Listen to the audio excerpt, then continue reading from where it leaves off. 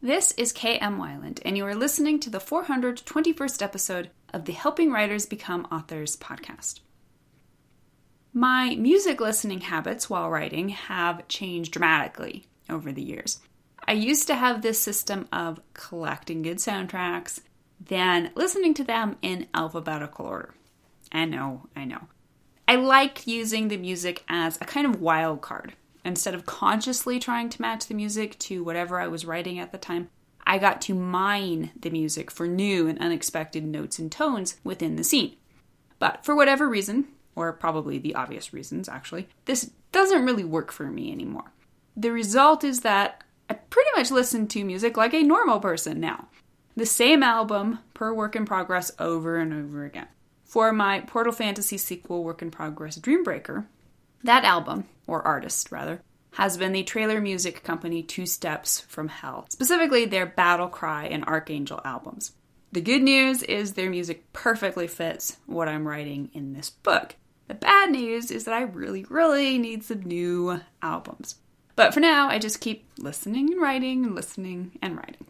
You get the idea. And now, I hope you enjoyed this week's podcast. Learn 5 ways to take risks with your writing. We writers are really kind of a whiny bunch. Our Facebook and Twitter streams, our blogs, sometimes even our books, are full of discussions about how hard it is to be writers. There is a lot of, mostly, good-natured woe is meing, sharing of commiserative quotes from our patrons, St. Hemingway and St. Plath, and so much of that fantastically cathartic black humor we all love so much. There's a reason the You Know You Are a Writer hashtag is popular. There's this sense within the community that only another writer could understand. Non-writers glaze over in the face of our whinging. Even if they're too polite to say it, there's this sense they're thinking, what's so hard about writing? Anybody could do that. I wish I could stay home in my pajamas and play on the computer all day. And in all fairness, there's a certain justice to that. I've talked before about what I call the myth of the suffering writer.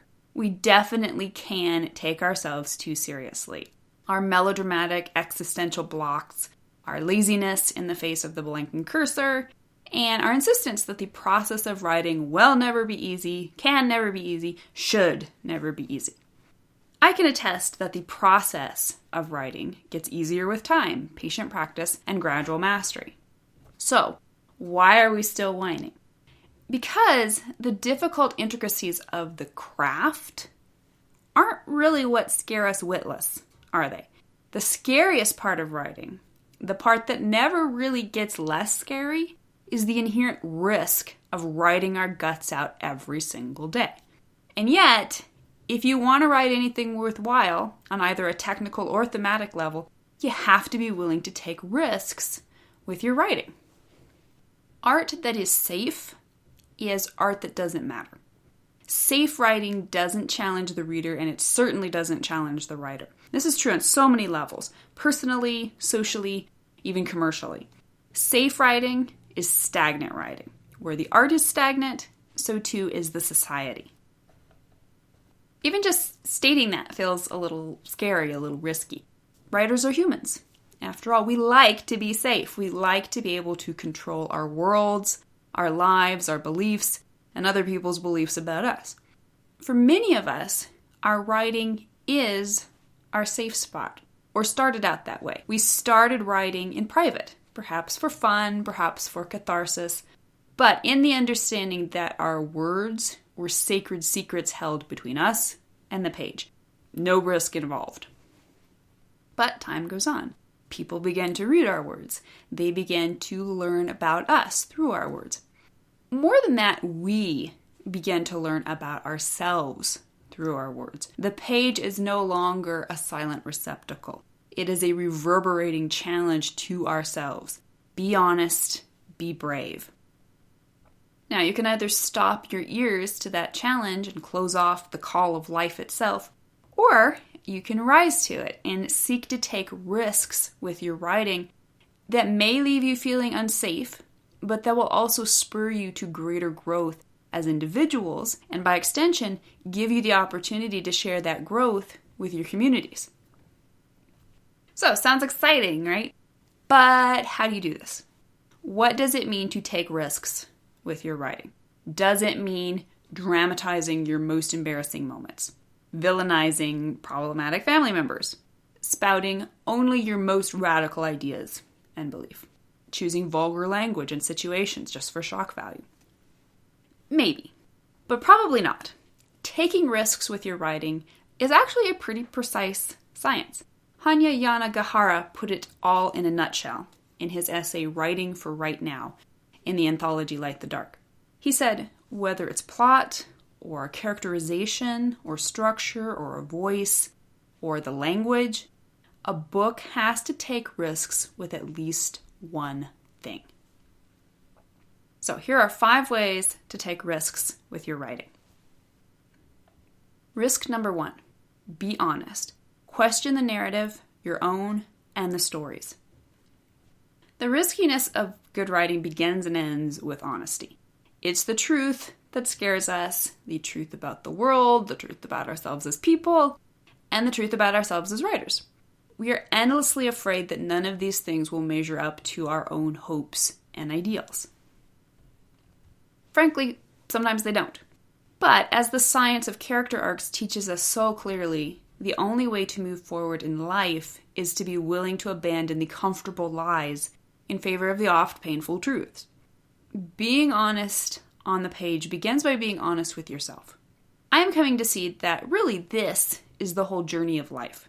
Could it be that in giving us life, God also gives to each of us a great gift, a great mission?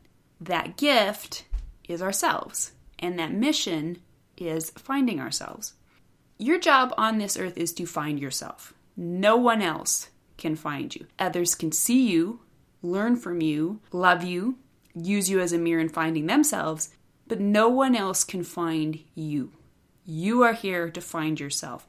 It is one of the most important things you can ever do because you are the only person who can do it.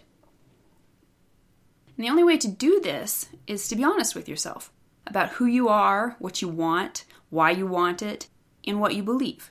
Your view of life is the single most important thing you bring to your fiction. And from this springs the further honesty of telling honest stories. Choose your narratives, your premises, your genres, because they are yours, not because they are familiar and easy. In these days of commercial pressure to conform to popular genres and narratives, this in itself can sometimes feel inherently risky. And that's just the beginning. Risk number 2, be innovative. Never write the same book twice. I used to say I never wrote the same book twice. On the surface, that seems true. Up to this point, my published books are wildly varied in premise and even genre. I've written everything from a straight-up Western to a medieval love story to a portal fantasy to a crazy historical diesel punk mashup to a historical superhero story. But actually, they're all, in a way, the same story. I have a theory that we all go on writing the same story over and over, just in different ways. So when I say never write the same book twice, I'm not saying you have to reinvent yourself with every new story. You like writing procedural mysteries? Keep writing them. But don't settle for the familiar. You should be risking something new with every book. If you're taking the same risk in this book that you took in the last, you're not pushing yourself. Even as you try to satisfy readers, you want to be putting them ever so slightly off their guard with each new book. Don't ever give them exactly what they expect. Curiously, or not, a majority of the books and movies I love most passionately were those to which I initially had a knee-jerk negative reaction. And yet, with a little time and rereading and watching, I not only learned to appreciate the unexpected in these stories, I came to love them for it. In his Light the Dark essay, Music for Misfits, Mark Haddon observed, I think it was Jean Cocteau who said fashion is what seems right now and wrong later. Art is what seems wrong now and right later. Great art has the slight discomfort to start with. It takes you a while to think, yeah, this is right. I just didn't realize that it was right at the time. It feels this way because good art is innovative art. It is not what we initially expect. It takes time for us to adjust our expectations. Bad art, on the other hand, is what we initially expect in the sense that we've been there before.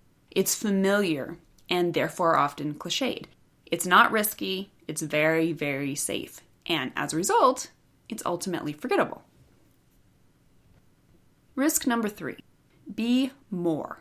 Look beyond the mere gratification of fiction. I write for pleasure. I write for gratification. I write for escape. I write for catharsis. If I didn't get these things from my writing, perhaps I wouldn't write at all. They're important. But if I lose myself too deeply in them, I risk writing stories that are not only self-indulgent, but probably vapid. You must challenge yourself to consciously seek a higher level of writing, a higher purpose. Please write fun, entertaining stories. But don't write just fun, entertaining stories. Use that simply as a launch pad for stories of greater depth, meaning, and honesty. This requires guts. It requires bravery. But it's the doorway through which all great art enters.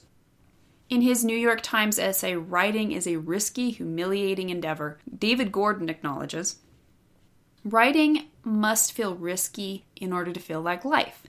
I used to cringe when people talked about brave writing. I'd think, calm down, it's not like you're a fireman or a special forces commando.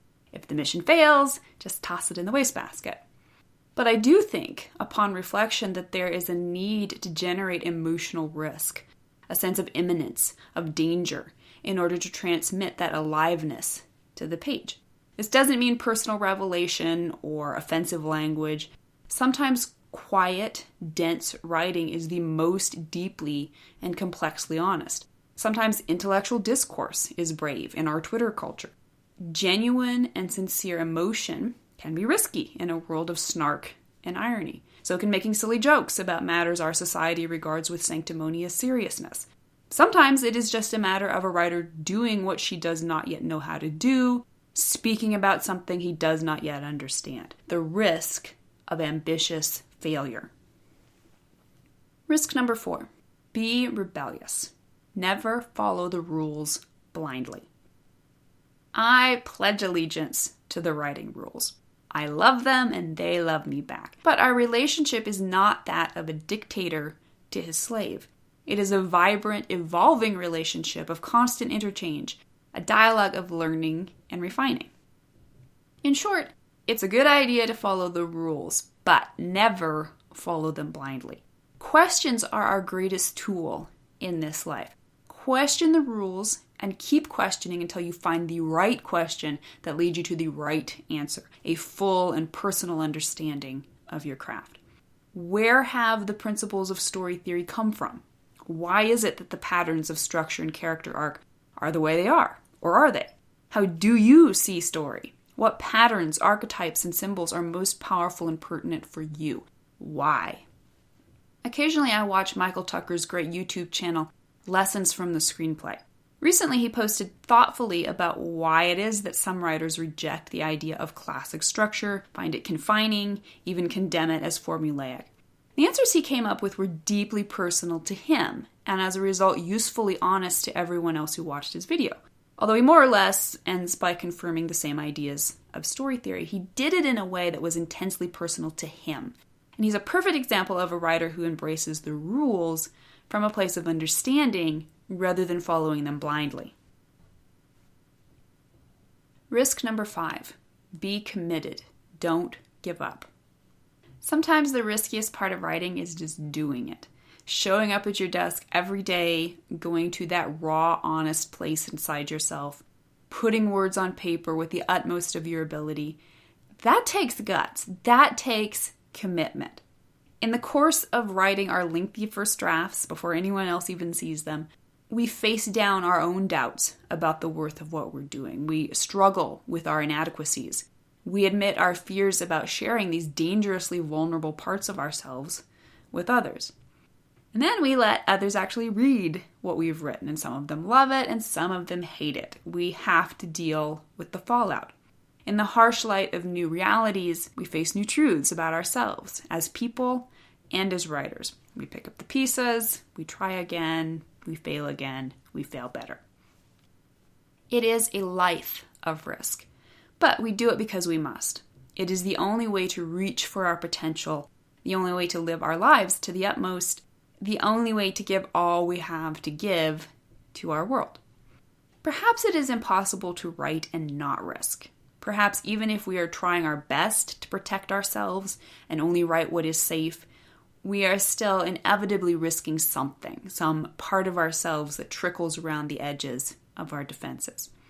But today I challenge myself to write every word with honesty, innovation, bravery, awareness, and commitment. Let's risk. Thank you for listening to the Wordplay Podcast. To read a transcript of this episode, you can visit my website at helpingwritersbecomeauthors.com. And be sure to check back again next week.